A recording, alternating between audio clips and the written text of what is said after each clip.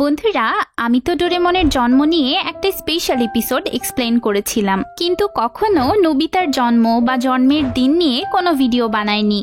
নোবিতার জন্ম নিয়ে মোটামুটি 3টা ভিডিও আমার হাতে এসেছে। 3টা গল্পেরই থিম একরকম, কিন্তু ঘটনা আর নাম একটু আলাদা। আজ সেই 3টা এপিসোডের গল্পগুলোই এক্সপ্লেন করব। তো আপনারা সবাই ভিডিওটি লাস্ট অবধি এনজয় করুন, আর আপনারা যারা এখনো আমার চ্যানেলটিকে সাবস্ক্রাইব করেননি তারা সাবস্ক্রাইব করে ফেলুন প্লিজ। তো আজকের ভিডিও শুরুতে আমরা 1979 সিরিজের একটা এপিসোড নিয়ে কথা বলবো, যার নাম the birth of a crying child. তো এই এপিসোডের শুরুতে আমরা দেখি নোবিতা পড়াশোনায় ফাঁকি দিয়ে বাইরে খেলতে যেতে চায়। এর জন্য তার মা তাকে ভীষণ বকাবকি শুরু করে। তার উপর আবার সে হোমওয়ার্কও শেষ করেছিল না। বকাবকির পর্ব শেষে নোবিতা যখন মন খারাপ করে নিজের ঘরে চলে যায়, তখন তার মায়েরও অনেক খারাপ লাগে। নোবিতার মায়ের মনে হতে থাকে যে ছেলেটাকে এত বেশি বকা দেওয়া ঠিক হয়নি, তাই তিনি নোবিতার জন্য পুডিং আর জুস নিয়ে তার ঘরে যান। এই সময় নোবিতা মন খুলে তার ইমোশনগুলো ডোরেমনের কাছে প্রকাশ করছিল, মানে তার সাথে এসব ঠিক হয়নি, তাকে আরো খেলতে দেওয়া উচিত, ইত্যাদি ইত্যাদি। নোবিতার মা তখন এসব কথা শুনে ফেলে আর অনেক বেশি হতাশ হয়ে নোবিতাকে বলে যে তোমার যদি মনে হয় আমি তোমার ভালোটা বুঝি না, তাহলে তোমার যা খুশি তাই করো। এটা শুনেই নোবিতা খুশি হয়ে পুডিংটা খেয়ে নেয় আর তার মায়ের ইমোশনের কথা না ভেবে দৌড়ে খেলতে চলে যায়। এতে নোবিতার মা রাগে ভলক্যানোর মতো ফেটে পড়ে।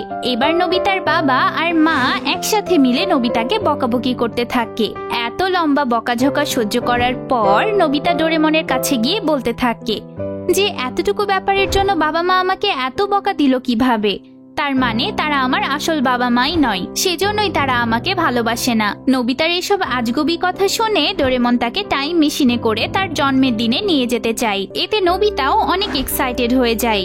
এবার তারা 11 বছর আগের নোবিতাদের বাসায় চলে যায়। সেখানে গিয়ে তারা দেখে যে পুরো বাড়ি ফাঁকা, মানে বাড়িতে কেউ নেই।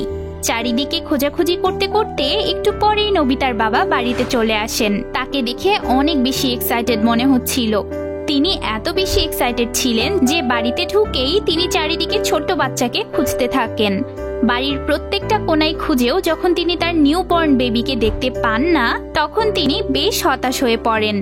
এসব দেখে নোবিতা তার বাবাকে বলে যে বাচ্চাটা হয়তো হসপিটালে আছে। তখন নোবিতার বাবার হুঁশ ফেরে। তিনি এক দৌড়ে বাসা থেকে বের হয়ে যান। তিনি এটাতে পাত্তাও দেন না যে তার বাড়িতে একটা অচেনা ছেলে আর রাকুনের মতো দেখতে অদ্ভুত প্রাণী ঢুকে বসে আছে।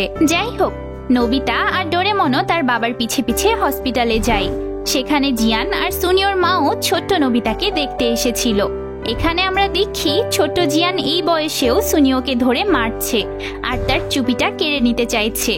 তো নোবিতার বাবা এতটাই এক্সাইটেড ছিল যে নোবিতার মায়ের রুমে যাওয়ার পর তিনি নোবিতার মাকেই বাচ্চা ভেবে বসেন আর বলতে থাকেন যে আমার বাচ্চাটা তো অনেক বড় সাইজের হয়েছে আর একদম মায়ের মতো হয়েছে। পরে নোবিতার মা ওনার ভুল ভাঙিয়ে দেয় আর বাচ্চার দোলনাটা দেখিয়ে দেয়। মানে কি একটা অবস্থা! এই সময় নোবিতা সেই রুমে এসে নিজের ছোটবেলার ইমেজটা দেখে একদমই পছন্দ করে না আর বলে বসে এর গায়ে এত রিঙ্কলস কেন, একদম বানরের মতো দেখাচ্ছে একে। এসব শুনে নোবিতার বাবা তাদেরকে সেই রকম বকাঝকা করে তাড়িয়ে দেন। পরে ডোরেমন তাকে বোঝায় যে নিউবর্ন বেবিরা এমনই দেখতে হয়। ওইদিকে নোবিতার মা নোবিতার বাবাকে জিজ্ঞেস করে যে তিনি বাচ্চার জন্য কোনো নাম ভেবেছেন কিনা। তখন তিনি বলেন বাচ্চার নাম হবে নোবিতা। এটা শুনে নোবিতা তখন তার বাবাকে আটকাতে চায়, কিন্তু ঘরের বাইরে থেকে তার বাবার কথা শুনে সে থেমে যায়। তিনি আরো বলেন যে তিনি চান তার বাচ্চাটা যেন অনেক হেলদি থাকে আর সতেজ গাছের মতো তরতর করে বেড়ে ওঠে। যদি বাচ্চা মায়ের মতো হয় তাহলে সে পড়াশোনায় অনেক ভালো হবে, আর যদি সে বাবার মতো হয় তাহলে সেই স্পোর্টসে অনেক ভালো হবে। এসব শুনে নোবিতার মন তো খারাপ হয়েই ছিল, তার উপর আবার ডোরেমন বলে বসে যে নোবিতার মা আর বাবার শুধু খারাপ গুণগুলোই সে পেয়েছে। ওইদিকে নোবিতার মাও বলতে থাকে যে তার বিশ্বাস তার ছেলে জীবনে অনেক বড় হবে আর অনেক ভালো মানুষও হবে। তার বাবা বলতে থাকে যে তুমি দেখে নিও যে বাচ্চাটা সবকিছুতেই এক্সপার্ট হবে। এসব কথা শুনে নোবিতার আর সহ্য হয় না। সে দৌড়ে ভেতরে চলে যায় আর তার বাবা মাকে বলে আপনারা আগে থেকেই এত আশা রাখবেন না, এটা কোনো স্পেশাল এলিয়েন না, এটা সাধারণ একটা বাচ্চা। বড় হয়ে এই বাচ্চাটা কিছুতেই ভালো হবে না। এসব শুনে তো নোবিতার বাবা রাগে পাগল হয়ে যায়। তিনি তখনই নোবিতাকে সেখান থেকে তাড়িয়ে দেন। ডোরেমন নোবিতার বাবার কাছে ক্ষমা চেয়ে নোবিতাকে নিয়ে পালিয়ে যায়। মিস্টার নোবি তার ওয়াইফকে বলেন যাতে সে সব কথাকে পাত্তা না দেয়। তাদের ছেলে অবশ্যই একদিন বড় মানুষ হয়ে উঠবে আর তারা তাদের ছেলেকে ভীষণ ভালোবাসবে। এসব কথা শুনে নোবিতা তো শিওর হয়ে যায় যে এরাই তার আসল বাবা মা আর তারা তাকে কতটা ভালোবাসে। কিন্তু নোবিতার এটা ভেবে ভীষণ মন খারাপ ছিল যে সে তার বাবা মার সব স্বপ্ন আশা ভেঙে দিয়েছে। তাই সে বাড়ি গিয়েই খুব মন দিয়ে পড়তে বসে।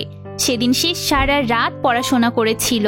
নোবিতার বাবা মা তাকে অনেক বোঝায় যাতে সে রাত না জাগে, তার শরীর খারাপ হয়ে যাবে, কিন্তু সে কারো কথাই শোনে না। এসবে অবশ্য ডোরেমন মনে মনে খুশি হচ্ছিল আর বলছিল যে ওষুধটা নোবিতার ওপর ভালোই কাজ করেছে। তো বন্ধুরা, এখানে এই এপিসোডটার এন্ডিং হয়ে যায়। এবার আসি নতুন সিরিজের আরেকটা এপিসোডের কথায়। এই এপিসোডের নাম হলো কিয়া মম ড্যাড নোবিতা সে প্যার করতে হ্যায়। তো এই এপিসোডের শুরুতে আমরা দেখি ডোরেমন নোবিতার ছোটবেলার ছবি খুঁজতে লেগে পুরো ঘর এলোমেলো করে ফেলে। এটা দেখে নোবিতার মা বেশ ক্ষেপে যায়। তবে নোবিতা অনেক আগেই তার অ্যালবাম নিয়ে প্লেগ্রাউন্ডে চলে গেছিল। আজকে নোবিতা আর তার বন্ধুরা একে অপরকে নিজেদের ছোটবেলার ছবি দেখানোর প্ল্যান করেছিল। তো প্লেগ্রাউন্ডে যাওয়ার পর সবার প্রথমে শিজুকা নিজের ছবি দেখায়। সে ছোটতে ভীষণ কিউট ছিল। এরপর সুনিও তার জন্মের পরই করা একটা ভিডিও সবাইকে দেখায়। জিয়ানের ছবি দেখে তো কেউই পছন্দ করে না, সে ছোট থেকেই এমন মোটা তাজা ছিল। এবার নোবিতা নিজের ছবি দেখায়। নোবিতার ছবি দেখে সবাই পছন্দ করে, কিন্তু সবাই একটা ব্যাপার খেয়াল করে যে নোবিতার জন্মের পরপরই তোলা কোনো ছবি তার অ্যালবামে নেই। নোবিতার জন্মের কয়েকদিন পরের ছবি সেখানে রাখা। এটা দেখে সুনিও আর জিয়ান বিভিন্ন কনস্পাইরেসি থিওরি বানাতে থাকে যে জন্মের পর নোবিতা একদমই কিউট ছিল না, তাই তার কোনো ছবি তোলা হয়নি, বা তার বাবা মা তাকে একদমই ভালোবাসতো না, তাই তাকে কোনো গুরুত্বই দেওয়া হয়নি।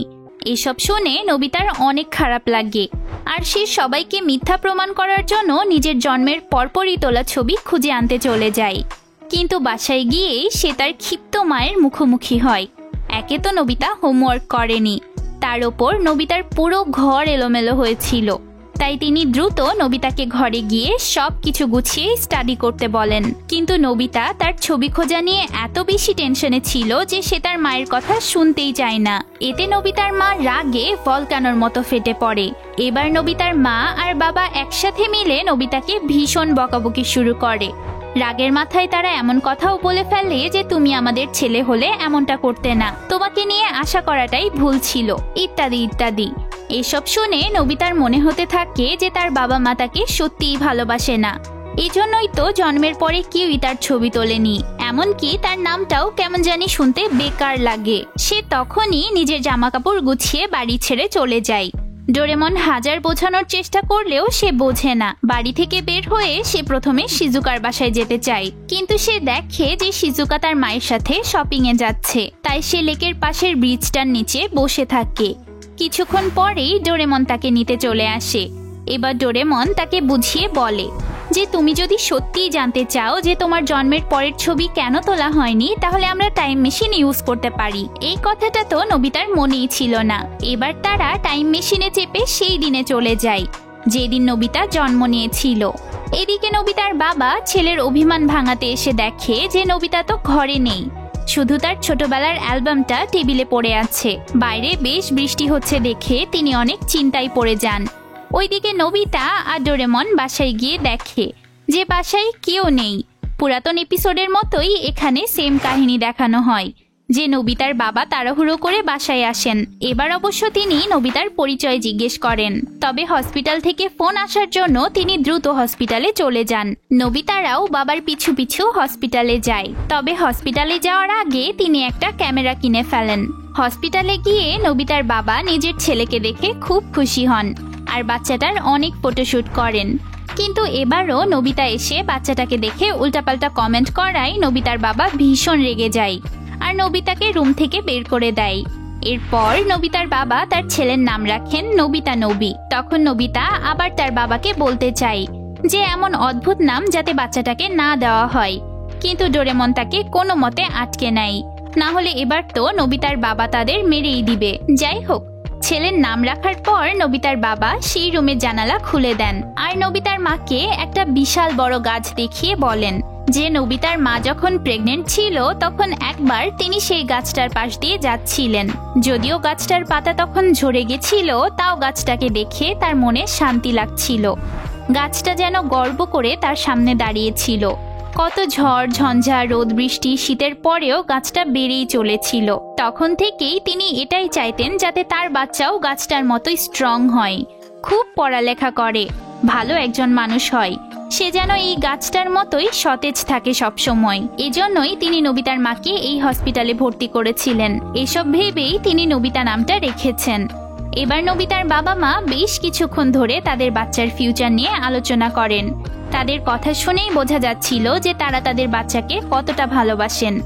এরপর নোবিতার বাবা ছোট্ট নোবিতার অনেকগুলো ছবি তোলেন আর সেই গাছটারও ছবি নিতে চলে যান, যাতে তিনি তার ছেলেকে ফিউচারে এই গাছটার ব্যাপারে গল্প শোনাতে পারেন। কিন্তু গাছটার ছবি তুলতে গিয়ে নোবিতার বাবা পা পিছলে নদীতে পড়ে যেতে লাগেন। নোবিতার বাবা কোনো মতে নিজেকে পড়ে যাওয়া থেকে তো বাঁচিয়ে নেন, কিন্তু ক্যামেরাটা পানিতে পড়ে যায়। নোবিতার বাবা তখনই নদীতে নেমে ডুব দেয় আর চারিদিকে ক্যামেরাটা খুঁজতে থাকে। এক পর্যায়ে তিনি ক্যামেরাটা খুঁজেও পান, কিন্তু ক্যামেরাতে পানি ঢুকে সেটা নষ্ট হয়ে গেছিল আর ক্যামেরার মধ্যে থাকা নেগেটিভটাও নষ্ট হয়ে গেছিল। নোবিতার বাবা অনেক কষ্ট করে টাকা জমিয়ে ক্যামেরাটা কিনেছিলেন, তাই এখন আরেকটা ক্যামেরা কিনা তার জন্য পসিবল না। এসব ঘটনা দেখে নোবিতা তার সব প্রশ্নের উত্তর পেয়ে যায় আর এটাও বুঝে যায় যে তার বাবা মা তাকে কতটা ভালোবাসে। এরপর ডোরেমন তাকে নিয়ে নিজেদের সময় ফিরে আসে। তারা আবার গাছটার সামনে যায় আর দেখে গাছটাই চেরি ব্লসমস ফুটে আছে। কি সুন্দর লাগছে গাছটা দেখতে। নোবিতারা যখন অবাক হয়ে গাছটাকে দেখছিল তখন তার বাবা মা দৌড়াতে দৌড়াতে সেখানে চলে আসে। তারা অনেকক্ষণ থেকে নোবিতাকে খুঁজছিল। বাবা মাকে দেখে নোবিতা নিজের কাজের জন্য সরি বলে। তখন তার মা তাকে জড়িয়ে ধরে। এরপর নোবিতার বাবা তাকে পুরো ঘটনা শোনায় যে কেন তার ছোটবেলার ছবি তিনি তুলতে পারেননি। তিনি বলেন, আমি অনেক চেষ্টা করেছিলাম তোমার ছবি তুলে স্মৃতি রাখার জন্য। ভেবেছিলাম সেই ছবি দেখিয়ে তোমায় তোমার ছোটবেলার গল্প শোনাবো।